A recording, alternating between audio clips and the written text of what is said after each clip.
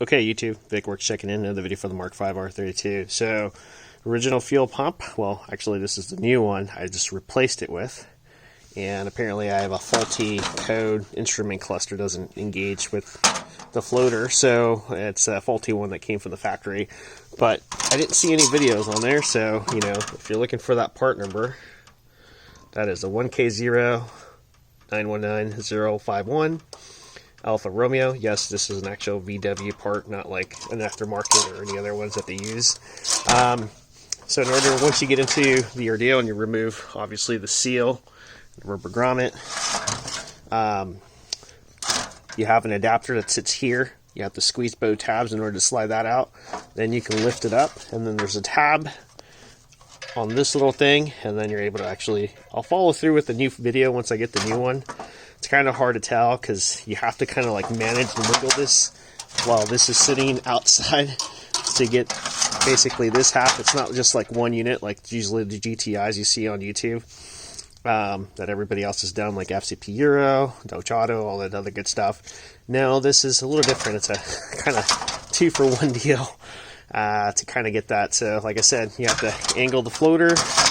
Make sure you don't damage that. That's not the case here. This one came directly like that from the factory. It doesn't register. And then make sure you install this one first once you have it inside the gas tank. And then install this lastly here. And then finally is basically trying to adjust, hold, and then grab. I'll use the GoPro to kind of get that going, and hopefully a headlamp to kind of get light on there. What was interesting is when I removed the old one, I did find a rag inside the gas tank. Yeah, I shit you not, excuse my language, but that was the main thing.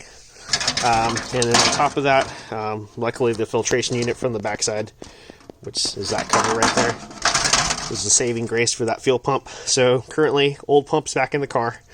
This one's got to get sent back. Got to let air dry so hazmat doesn't kick in.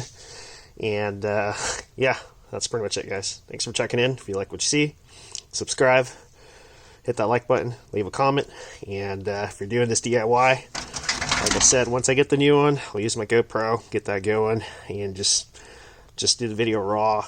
Saves me time from editing and doing other stuff as I'm trying to get projects done around the house and knickknacks, just like my Nissan Juke that, as you can see, intake there, front bumper stuff here, and so forth, and main bumper there. Alright guys, talk to you then.